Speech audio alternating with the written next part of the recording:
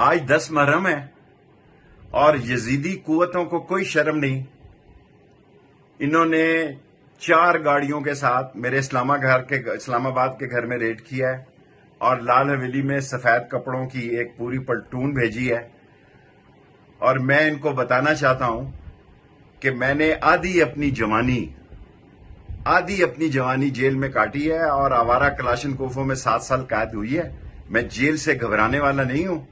Jail میری سسرال ہے اور ہتکڑی میری زیور ہے اور موت میری محبوبہ ہے. میں مقابلے سے بھاگنے والا نہیں ہوں. میں منی لانڈر نہیں ہوں. میں کوئی سامراج کا ایجنٹ نہیں ہوں. میں پاکستان کی عظمت کا اور پاکستان کی ترقی کا سپاہی ہوں. میں ہر قیمت پر پاکستان کی عظمت، پاکستان کے اصول اور عمران خان کی دوستی نبھاؤں گا.